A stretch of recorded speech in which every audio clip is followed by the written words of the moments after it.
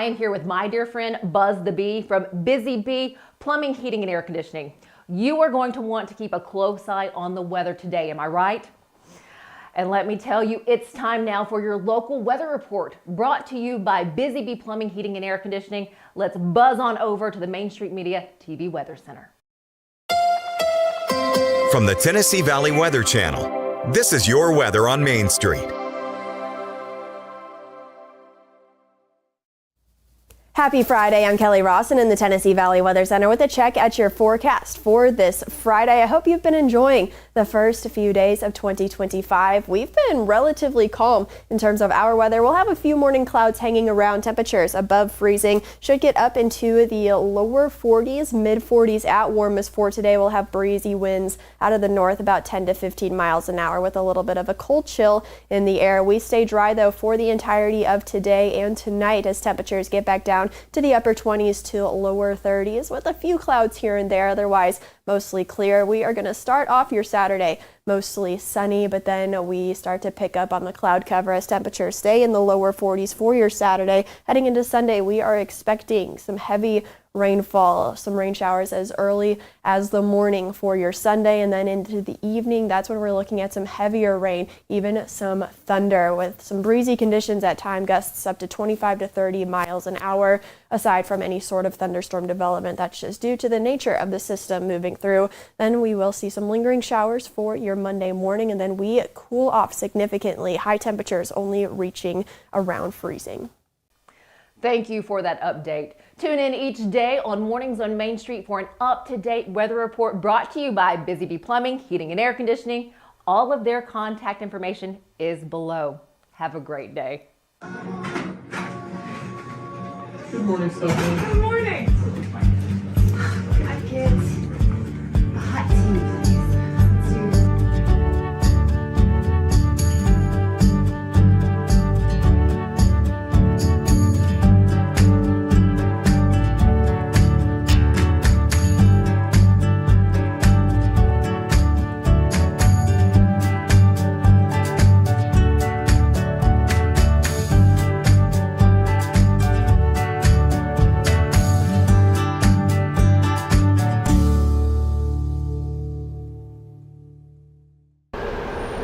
Welcome to Mornings on Main Street. I'm your host, Stefanie Miller. We are here on the busy 8th Avenue in Nashville, outside of one of Nashville's hottest new venues, the 8th Room. Today, I have the pleasure of taking you inside of this beautiful antique door to show you its interior and introduce you to the curator and owner of the 8th Room. Let me go ahead and say that you will find some of Nashville's rising stars performing in here, as well as some of the biggest legends in the business. But first this morning, let's get a check of our headlines. Hello, here's the latest news and weather from Main Street Media TV. The City of Fairview Parks Department is launching 2025 with a series of community programs including weather studies, a seed swap day, and animal-focused events at Bowie Nature Park. Bridge repairs over the Duck River will temporarily close a section of Tom J. Hitch Parkway from January 13th, with construction expected to last until summer 2025, say Maury County and City of Columbia officials. The College System of Tennessee's 26th Annual Food Drive Challenge saw students, faculty, and staff donate or collect 110,851 food items for campus food pantries and local food programs. Dixon County receives $20,000 from the Tennessee Department of Environment and Conservation's Brownfield Redevelopment Area Grants Program to identify priority sites for redevelopment. Local high school students observed the Tennessee Supreme Court in action at Austin Peay State University, learning about the legal process through the Supreme Court Advancing Legal Education for Students program. For more news and weather, visit us online at mainstreetmediatn.com. Thanks for watching.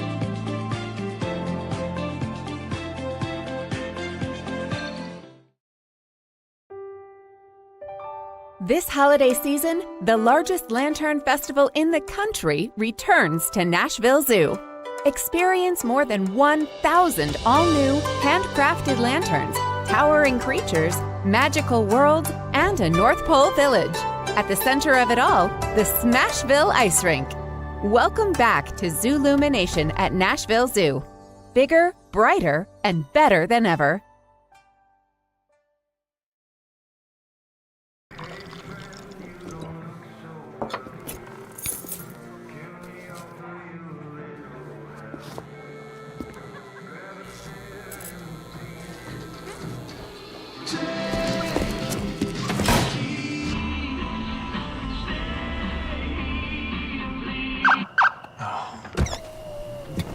You're seeing the signs too, right?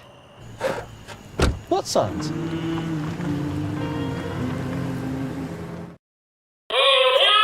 Step into the Lionel retail store at Opry Mills, Nashville, and you'll be captivated by all the magic of the 123-year history of Lionel trains. Whether you're already a train enthusiast or just getting started, Lionel will energize your love for trains. NASCAR fan? Come check out your local Lionel station to learn all there is to know about model trains and die-cast NASCAR collectibles. Visit nashville.lionel.com or call 615-455-9399. Walking up here on 8th, you know that saying, like, you never know how good a book is going to be until you really dive in. Well, that is kind of what this is. This is where the old Douglas Corner used to be on 8th Avenue in Nashville. And looking on the outside, you're like, oh, something's behind that beautiful red antique door. Then you notice the octopus door handle and you're like, what is behind that? And you walk in and you're blown away. This is the 8th room. It has been named or dubbed as one of the 26 rooms or music venues that is shaping today's culture. Well, the curator behind that, the owner of the 8th room, we have Jason Hollis. His wife Erin is also here in the room. Welcome. But Jason, thank you so much for having me here. Thank you. Welcome in. This truly is a spectacular space when you walk in. Like, again, that red door, an antique red door, but you walk in and it just blows you away. What does this mean to you? Right off the bat, what does this venue mean to you? Well, first of all, I think that it's honoring our Nashville history. The Douglas Corner, you know, I played the Douglas Corner in '96, I believe, when 8th Avenue was very scary. But it just had such a robust history for Nashville.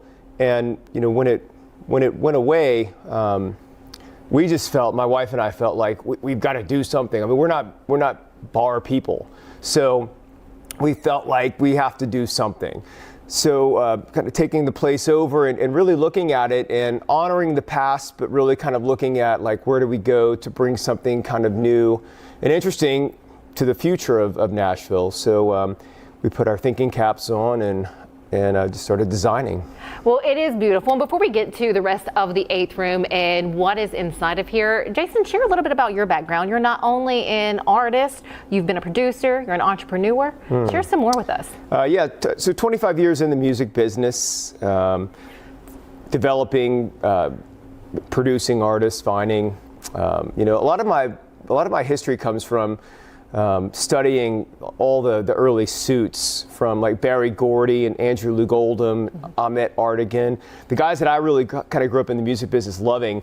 The suits or the producers kind of led me into my love of really kind of like discovering new talent and kind of molding and shaping what that looks like. So my past is kind of interesting. It's been one of a lot of different hats and a lot of excitement. And this is just a brand new chapter and kind of that excitement. Did you ever see yourself owning or opening up a spot like this?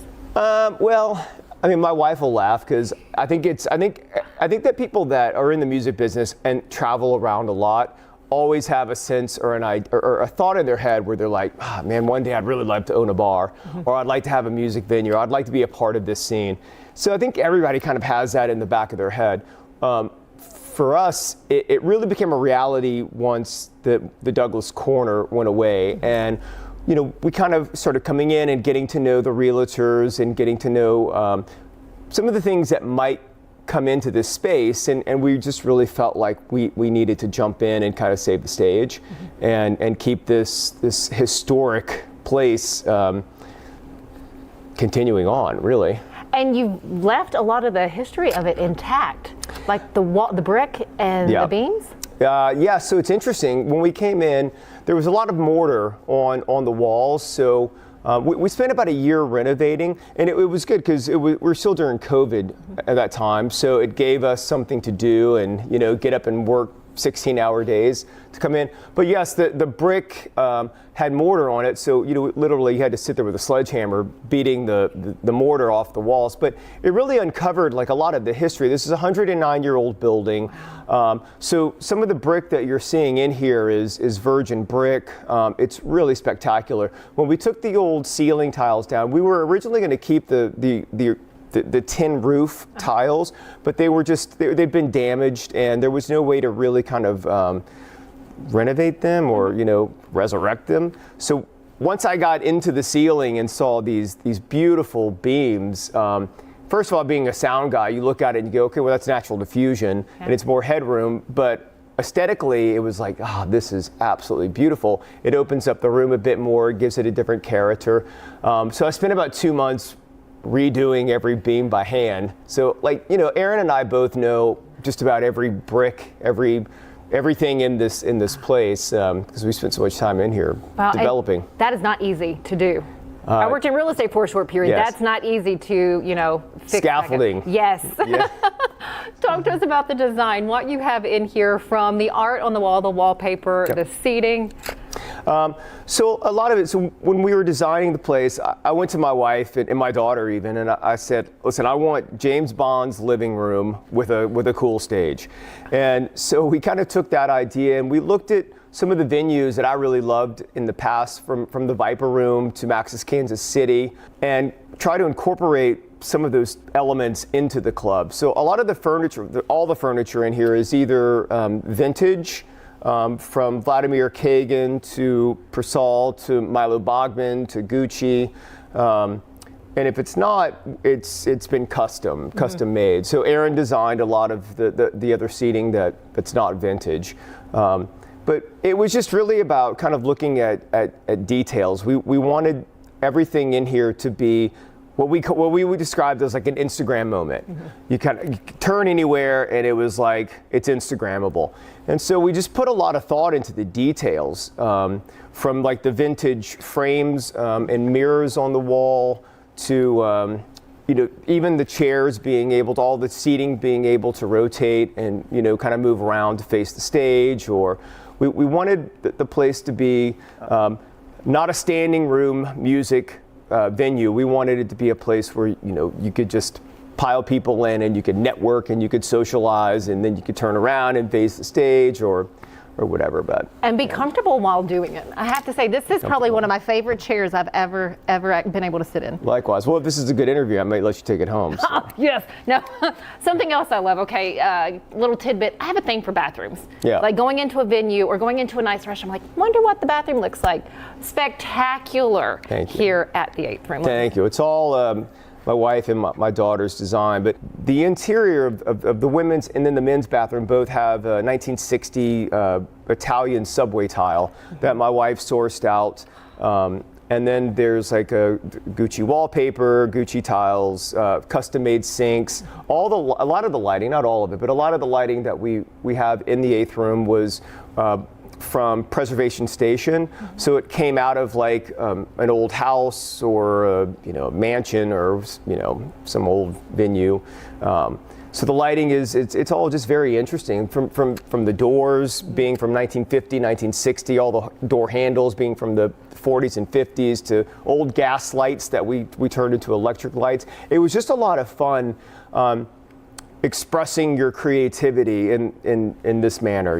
It's not often that you get to really kind of look at something of this magnitude and go like, oh, okay, we can do something cool here. And it was a lot of fun. But 10,000 hours, I would say. That's so many, and I'd say you've done some amazing things, you and your wife both. Do you guys ever just stand here, like when no one's here and you look around and you're like, dang. We did for about a year, Did you? As we were designing it, like you'd knock, like I said, you'd knock some mortar off the wall, or you'd get like 6 more beams stained and finished, and you'd sit there and you'd really admire it. The cool thing about all of this was seeing it come together, really come together. And then you're like a kid at Christmas, because you're going like, I can't wait for the couch to arrive. I can't wait for this chair to be, I can't wait to see what it looks like. And so as it was piecing together, you would stand there. The one thing that I continue to go back to is in our little VIP green room, there is Versace wallpaper. And it was one of the last projects that Gianni Versace worked on before he passed away. Donatello then started releasing his wallpaper projects after his death. But that wallpaper in there, it's so intricate. I understand printing, I understand layering. I go in there all the time and I look at it and I just stare. I'm like, I have no earthly idea how they did this. I mean, there's mother of pearl silk thread woven into the wallpaper. It's absolutely spectacular. And there's those little details where you kind of go back and you just look and you're like, man, this is just really beautiful, you know, and it's cool how it all came together. It sounds that way. And before we get to the art on the wall, because the art up now is your art, Yes. I want to talk about the stage. Yeah. The gold backdrop, you know, we went back and forth, and anytime you're thinking about what's going to go on a stage, you're thinking about what's going to be photographed, you know, so we just kind of looked at a lot of different stages from a lot of different venues that we really loved. We watched James Bond movies, you know, to see kind of what was on stages. We really wanted to kind of like nod, you know, to an older era, make everything really look and feel vintage.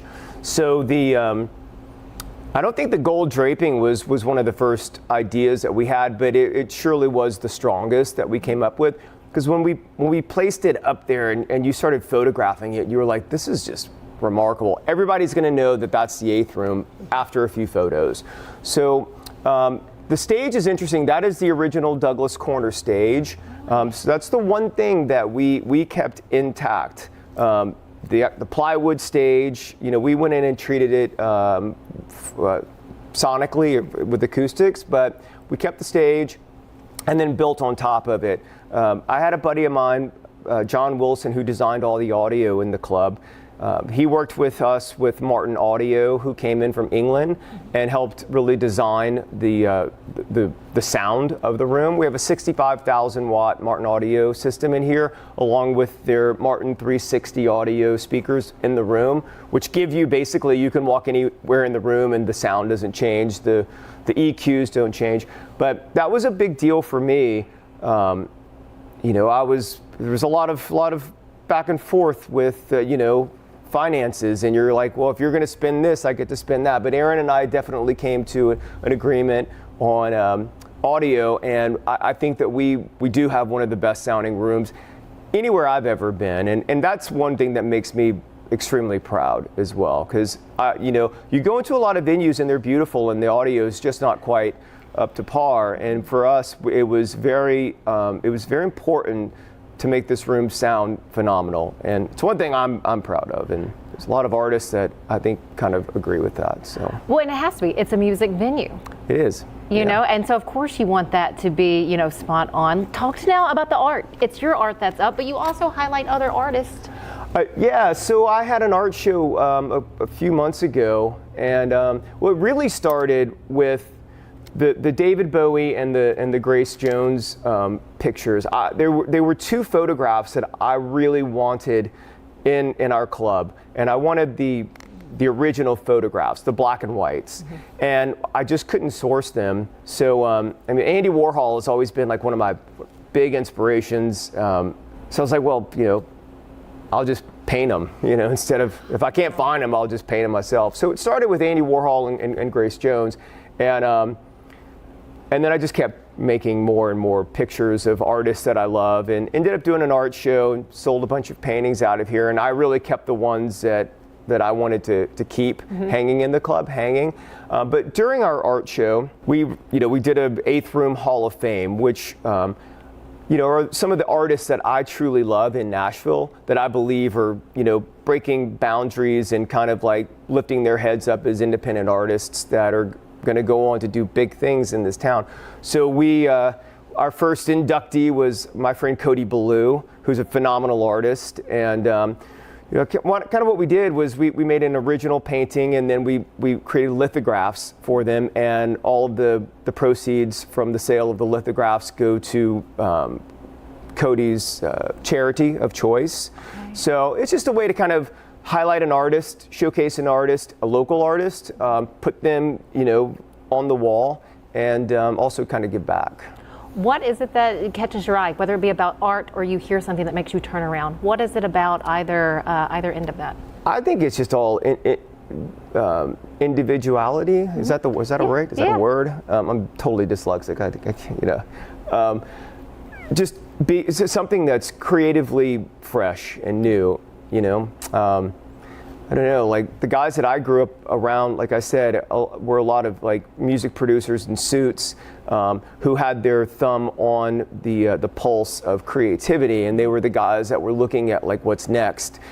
Even from a musical standpoint to like a fashion standpoint, from like Halston and Valentino to like, you know, one of my heroes, Karl Lagerfeld. It's just being able to kind of look at uniqueness in everything. You have come, I mean, you have done so much. Has your dyslexia been a problem? How did you work through that? Because there are a number of people out there are working through, you know, their own sort of hurdle or whatnot. Was that a problem for you, and how did you work through that? Oh yeah, it was a horrible problem. I mean, I'm a Gen Xer, so we didn't have a lot of the breakthroughs like we have now.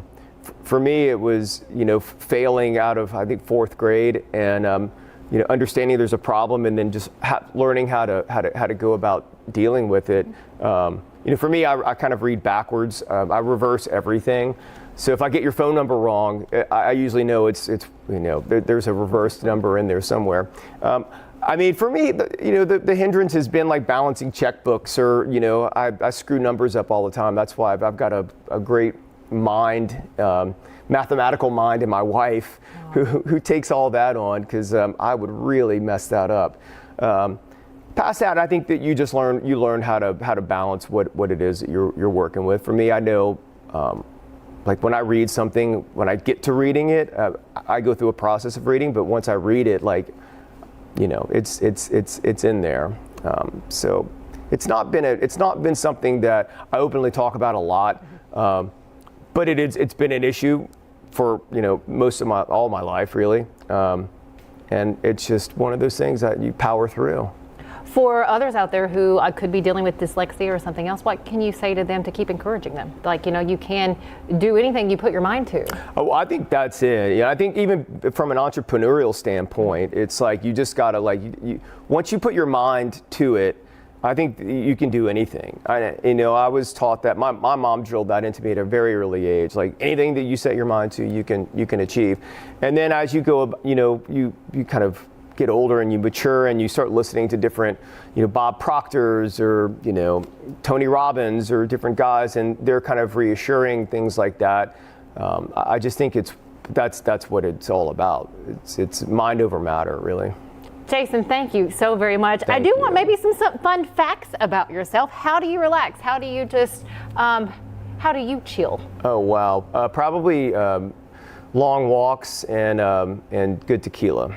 I like it. Yeah. Okay. Yeah. A song that's on your playlist over and over that you could listen to. I don't know if that was the only song left. Oh, right now, oh, wow. The only song left? Oh, man. I don't know. Probably Sympathy for the Devil, Rolling Stones, something off of Oasis. But the new Fontaines DC album right now, Romance, is, I think they're nominated for a Grammy or something. It's Record of the Year, I think. That's been on my playlist, kind of going round and round. My playlist moves so often and so quickly that's just a hard question, you know? Well, I think you answered it perfectly. Now, what about for you, your biggest influencer in your life? Oh man, so many. My mom. What does she think of all your success? I mean, I think she's just proud. Yeah. You know, she's proud of. I mean, any parent. You know, my dad's proud. Everybody's proud. You know, I think my mom has been such an influence for me because she's just always been that person. It's just keep going. You know, you fall down, just keep going. Keep going. You're fine. Keep going. I have many influences. You know, I mentioned some in this interview, but biggest, yeah. I mean, she's probably the closest thing to God on earth for me. So, you know, I hope that my daughter looks at her mother the same way. And I hope that most people look at their moms that way because, you know, moms are, they're the backbone, I think, to anybody that is successful. Thank you so much for sharing all of that. What's to come for the 8th Room? What do we need to know about its future? Follow us on social media. That's all I can say. Yeah. And I have to say that, I mean, phenomenal photos on Instagram, but to come in, it's something completely different to see it in person. Yeah, I appreciate it. Thank you. Yeah, you never know who's going to be here. So, like I said, follow us on social media. That's really kind of how we communicate. Any final thoughts from you, Mr. Hollis? God bless America and long live rock and roll. Thank you so much for your time. Very much appreciate it. Thank you guys for yours, but don't go anywhere. We're not quite done. We'll be right back. Hi, I'm Dr. Vilas Saisuka, CEO and founder of Premier Foot and Ankle Centers of Tennessee here in Murfreesboro. We offer foot and ankle care from ingrown toenails to diabetic foot wounds. We also fix ankle fractures and things like that. Call us today to schedule an appointment. We look forward to seeing you. Because here at Premier Foot and Ankle, we believe that the journey begins with happy feet.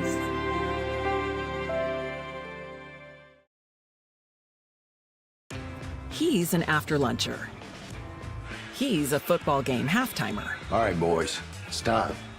She's a coffee breaker. Oh, careful. I've got this. She's a whenever I can get 5 minutes-er. Whenever you like to bank, Ascend's app has you covered. Transfer funds, apply to loans, do banking stuff. I'm a banking person-er. Is that okay? Yep, come on in. Ascend Federal Credit Union. At Delta Dental of Tennessee, we know our success begins and ends with providing superior quality service, and that includes serving those who need it most. This year, we're celebrating 25 years of giving back to the community we call home. Delta Dental, along with our Smile 180 Foundation, supports Tennessee's dental colleges and oral health education, children's hospitals, free and reduced cost dental clinics, and other like-minded charities. Here's to the next 25 plus years of ensuring healthy smiles.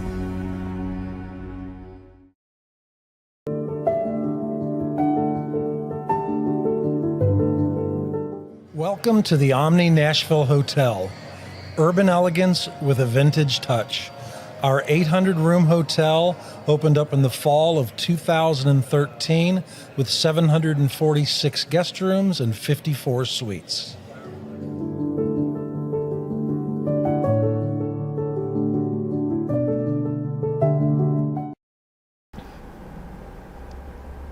Welcome back. We're still here at the 8th room. I'm with Jason Hollis, its curator and owner. And let me tell you, I just had to ask a few more questions because I have more things that I want to know.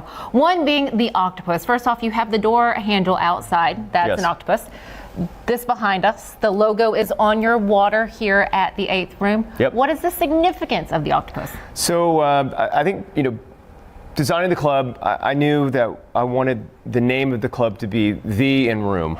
I just didn't know what it was.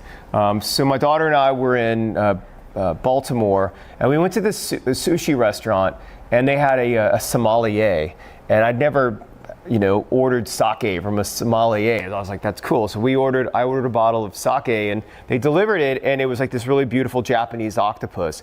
And I took a picture of it, and I sent it to Aaron, and I just took a napkin and I wrote 8, and then I said the 8th room, and I spelled it out, and then 8 tentacles, and then I started kind of playing with the octopus design, and I was like, this is very James Bond, and so it just kind of started to move into the overall vision.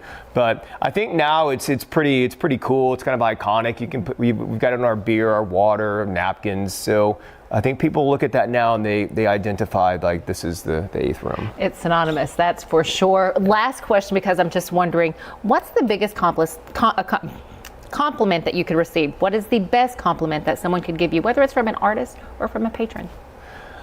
Within the club, I think it's just that people walk out of here and they've had a good time. They've enjoyed themselves, because that's what we built this for, is for people to come in and meet other like-minded people, to network, and to walk out just buzzing, having a good time in more ways than one. Hollis, thank you so very much. You. This has been so much fun.